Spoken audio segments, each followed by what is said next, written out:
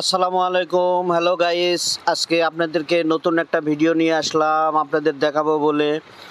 দেখতেছেন এখানে আমি চুলার উপরে দুধ উঠাই দিছি। এই দুধ দিয়ে কী করব আপনারা আমার সাথে থাকেন। এই দুধ দিয়ে কী করি আপনারা দেখেন, প্র্যাকটিক্যালে দেখাবো। এই দুধ দিয়ে আমি দই বানাবো।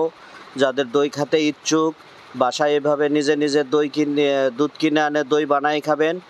বাসায় দই বানাই খেলে অনেক মজা।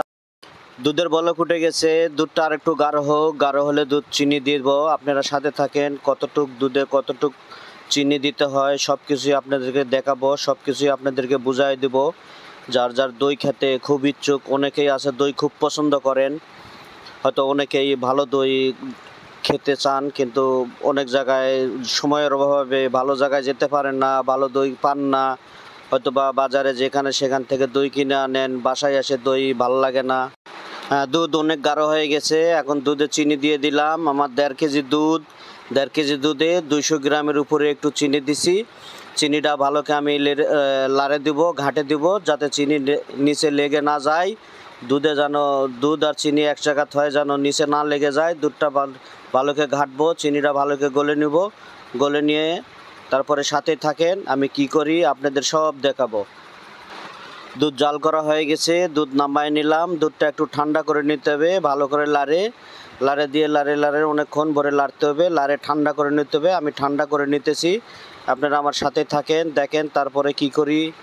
একটু আঙ্গুল দিয়ে দেখবেন যাতে দুধে কুসুম কুসুম গরম থাকে, বেশি যেন গরম না থাকে। তো ভাই, যে কোনো গাছের ফল খেতে হলে গাছের চারা লাগাতে হয়, চারা বাজার থেকে কিনতে হয়। তো ভাই, দই বানাতে হলেও ছোট্ট একটা দইয়ের চারা লাগে। দই 20 টাকা দামের একটা বাটি দই বাজার থেকে কিনে আনবেন। কিনে আনে একটা বাটির মধ্যে ঢেলে দিয়ে সুন্দর করে কিছু একটু পরিমাণে দুধ দিয়ে ভালো করে মিক্স করে নেবেন। দইটা ভালো করে ঘেটে একদম যাতে কোনো দলা দলা না থাকে, কোনো গোটা যেন না থাকে, সুন্দর করে মিক্স করে নিয়ে দুধের মধ্যে ঢালে দিয়ে সুন্দর করে দুধ আবার ভালোকে ঘাটতে হবে। ঘাটে সুন্দরভাবে এমনভাবে মিক্স করে নিতে হবে যাতে কোনো পরিমাণে কোনো দলা যেন না থাকে। দুধও ঠান্ডা হলো, আপনার দইটাও সুন্দর করে মিক্স হলো। মিক্স করার পরে একটু হাত দিয়ে দেখবেন যে হালকা কুসুম কুসুম যেন গরম থাকে। তো দেখেন ভাই, তারপরে আমি কি করি, সাথে থাকেন।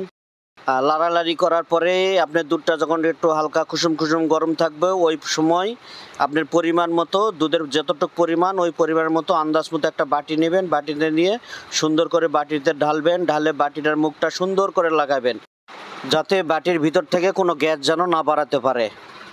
তারপরে বাটিটা সুন্দর করে, কম্বল থাকলে কম্বল অথবা মোটা খেতা কিংবা মোটা ল্যাপ যাই থাক, বাসায় যার যেটা আছে ওটা দিয়ে সুন্দর করে বাটিটা এভাবে চাপা দিয়ে রাখবেন যাতে পুরা বাটিটা যেন গরম থাকে ভিতরে। সুন্দর করে চাপা দিয়ে রাখবেন।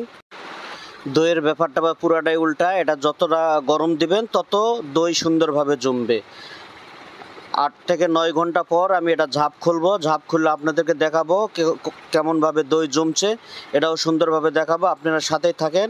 দইয়ের বাটি বের করেছি, এখন দেখেন কত সুন্দরভাবে দই জমছে। আসলে দইটা দেখেই মনটা চাচ্ছে যে খাই, কিন্তু দই আজকে খাওয়া যাবে না। আজকে ফ্রিজে রাইখে দিব, রাইখে দিয়ে আগামীকালকে খাবো, এবং যেই সময় খাবো ওই সময় আপনাদেরকে ভিডিও দেখাবো। সাথেই থাকেন, পুরা ভিডিওটা দেখেন। আমার ফেসবুক পেজে থাকলে অবশ্যই পেজটা ফলো দিয়েন, আর ইউটিউব চ্যানেল থেকে দেখলে অবশ্যই চ্যানেলটাকে সাবস্ক্রাইব করেন। আজকে দই ফ্রিজ থেকে বের করলাম, দেখেন কত সুন্দরভাবে জমছে। আসলে দেখেই মনটাই চাচ্ছে খাই। আসলে ভাই অনেক স্বাদ হয়েছে, অসাধারণ। আপনারা বানায় খাইলে বুঝতে পারবেন কত স্বাদ। আমি সত্য বলছি না, মিথ্যা বলি। আসলে ভাই, ভিডিওর সাথে থাকার জন্য আপনাদের অনেক ধন্যবাদ। হ্যাঁ ভাই, ভিডিওতে লাইক কমেন্ট শেয়ার করতে আবার ভুলে যান না, এটা অবশ্যই শেয়ার দিয়েন।